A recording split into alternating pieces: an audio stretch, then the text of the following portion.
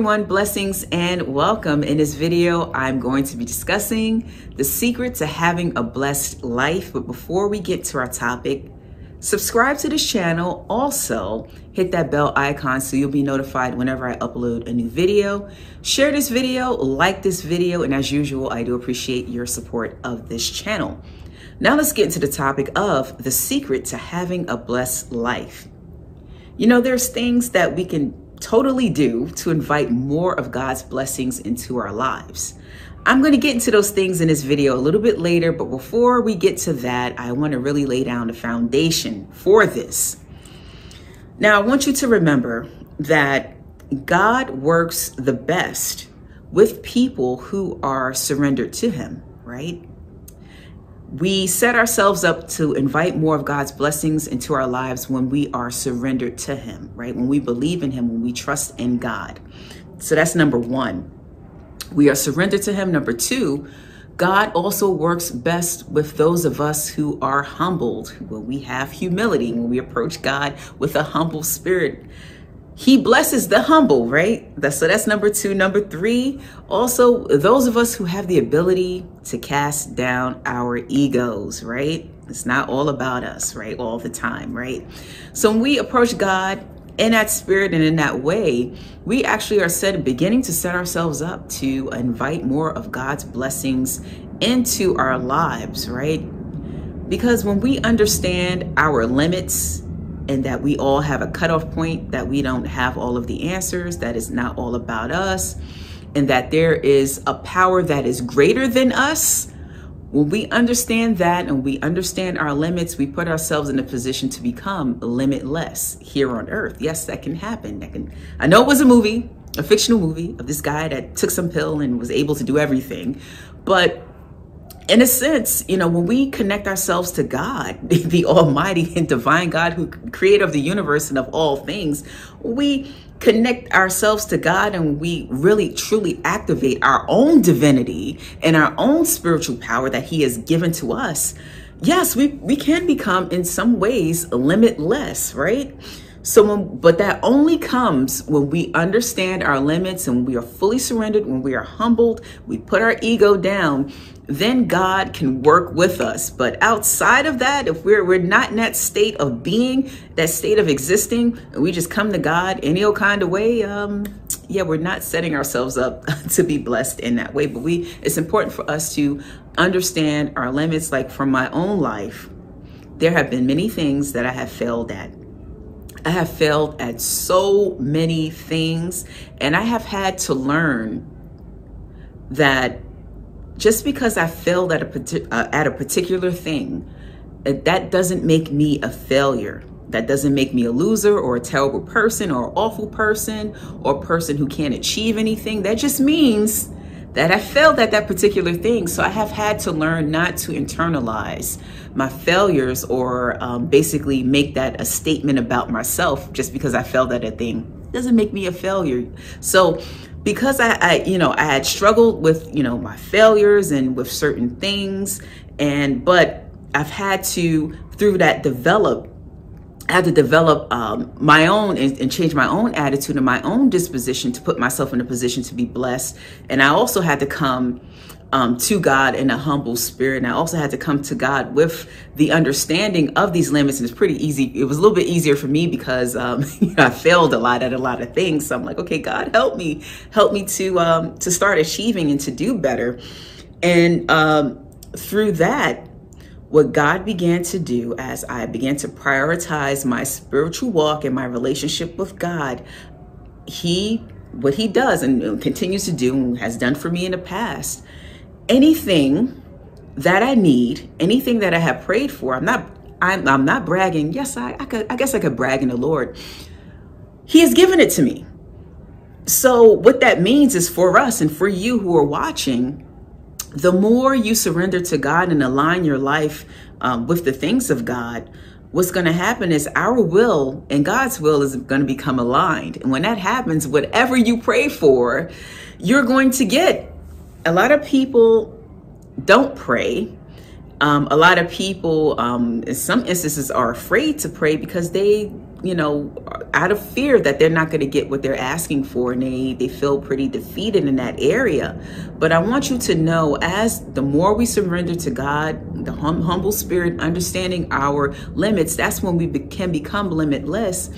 And that's when we can get the answers that we need. But, as our will begins to align with God's will, as we become more spiritual, and as our divinity begins to, and our spirituality begins to activate within us, as we pray and as we come to God for stuff, he's definitely going to want to bless us with more. He's definitely going to want to give us what we are asking him for, because our will is aligned with his will. So why wouldn't he give it to us, whatever it is that we're asking for, right?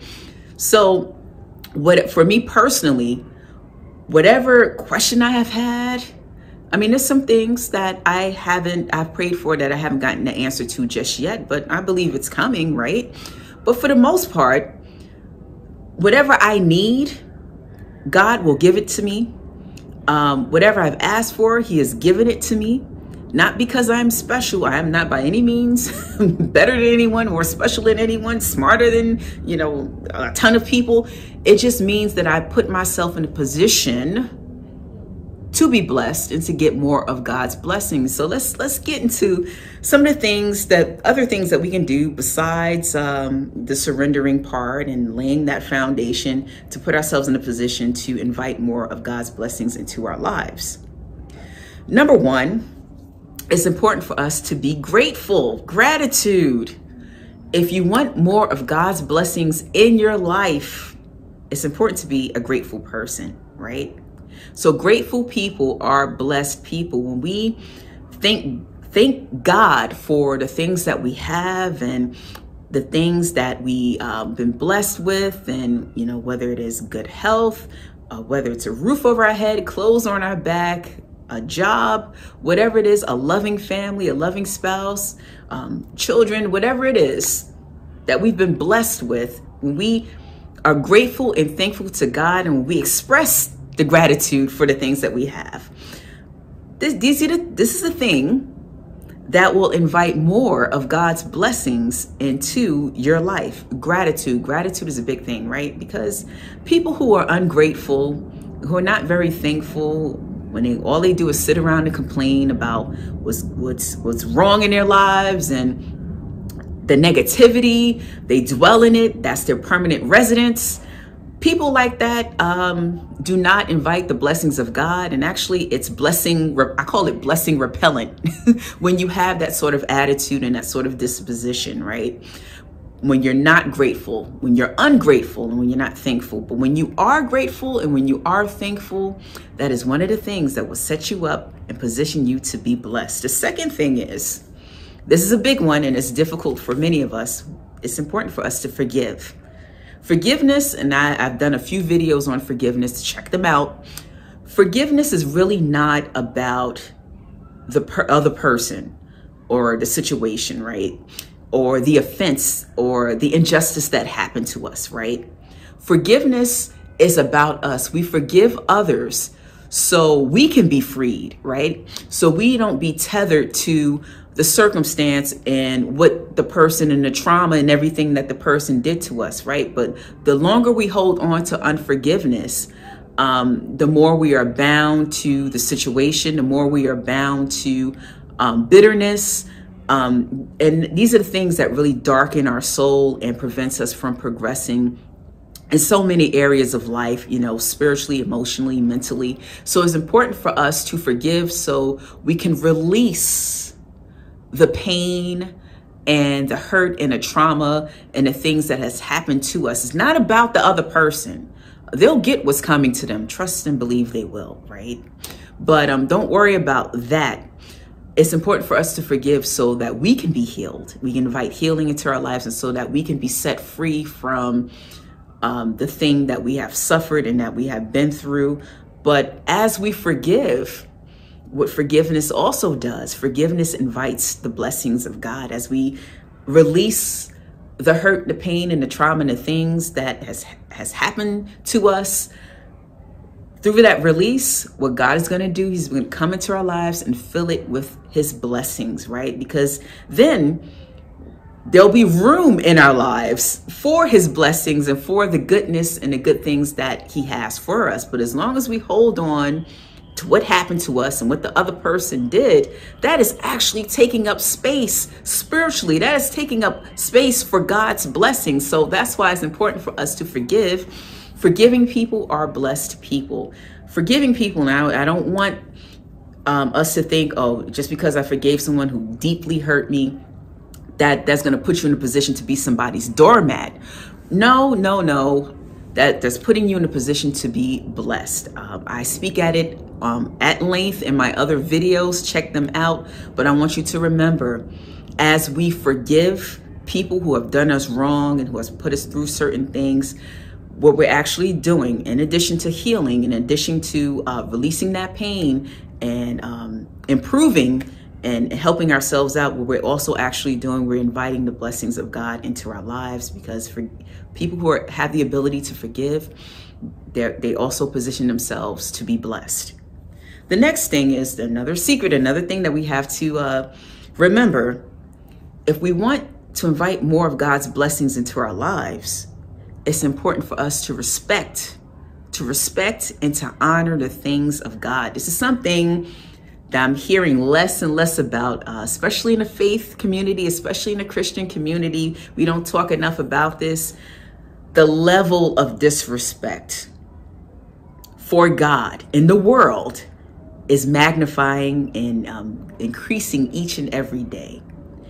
And I'm sorry to say, unfortunately, that the church and Christians, we have done so many things ourselves to dishonor God and disgraceful things in the sight of God, that it actually has invited much of the disrespect that we are seeing for God and for the church and for the Christian faith in general. So Christians, modern Christians, collectively, not all of us, but collectively, our brand has basically been downgraded because of the behavior, unfortunately, of people who claim to be Christians, right? And people who claim to be people of faith. The things that they have done has invited much of the disrespect that we are seeing for the faith itself, and even for God himself. God's going to be fine, but I'm just saying, a lot of the disrespect for the things of God is due to, a lot of it has to do with the actions of people who call themselves Christians. But I want you to remember, even in spite of that, that is important for us who are serious about the faith and who are serious about our spiritual growth and our spiritual walk, and who believe and who trust in God. It's important for us to also to remember, despite what other people are doing, it's important for us to honor God, the things of God, the things that are sacred, that are deemed sacred to our faith, the things that the traditions and, the things that we know we should be honoring, especially in the house of God, especially within the church. Is important for us to maintain that. And it's important for us to continue to respect God and the things of God. And as we respect and honor the things of God, what we do, we invite the blessings of God into our lives. But when, there's so many people who claim to be Christians who are just so disrespectful in the church, disrespectful in how sometimes we treat one another. And what that does, that actually blocks your blessings. So we definitely have to monitor, especially those of us who claim to be Christians, monitor our behavior, how we're treating one another, how we treat and how we behave in the house of God. God is watching all of this stuff, and it matters regardless of how lax and laid back many of our places of worship has become, and how society, there used to be a time in history where even unbelievers used to respect the church and Christians, and that has been on the downside because of how we've been behaving. And we can change that if we want to, but individually, those of you who are watching, just know, if you want to invite more of the blessings of God, please remember to respect the things of God. And finally, I mean, there's more, but this is the last one that I'm going to be talking about in this video. The last secret. It's important for us to give and serve if we want to invite the blessings of God. So that's the last point. Giving and serving. So people who are givers are blessed people. It's very rare that I have encountered a person who's a very giving and loving person who isn't blessed. These people are usually tremendously blessed. So it's important for us to make sure that we give of ourselves, we give of our time, we give of our resources, that, kind of like break up that selfishness. It seems like the world and people in the world are becoming more selfish, more narcissistic, more insular, more self-centered.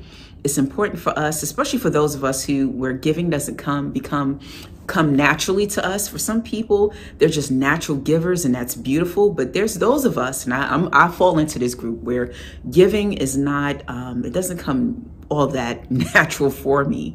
And I really thank God for my parents, because my parents, very giving people, and from an early age, they taught me the importance of service and serving the community and serving family and friends and those around me, my neighbors.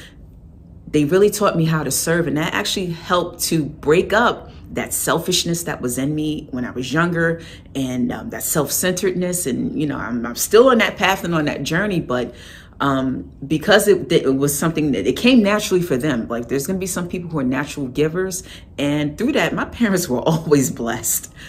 People that I have known, like I said earlier, who were givers, they're always blessed. But if you want to put yourself in a position to be blessed, be a giver. So as I'm learning this lesson, and I continue to learn this lesson to give, and I try to give in any way possible, I have learned that through my service and through giving, that has opened up the doors for God to bless me even more, right? And you don't want to say, okay, I'm going to give more because I want more of God's blessings, like in kind of like a selfish way, but you want to do it because it's good to give. And actually, it feels good to give to other people and sometimes not think about yourself so much. So that's what I wanted to share with you all in this video. Some of the things to remember if you want to, some of the secrets and some of the things to remember if you want to invite more of God's blessings into your life. Remember the foundation of surrender and remembering your limits so you can become limitless in God. Also, remember to be thankful and to have gratitude. Also, be a forgiving person, because forgiving people are blessed people. Also, remember to respect the things of God, because when you respect the things of God, you are a blessed person. And also remember to give, because giving people and people who serve the world, who serve the community, who serve their family, who serve others, are usually, almost always, blessed people.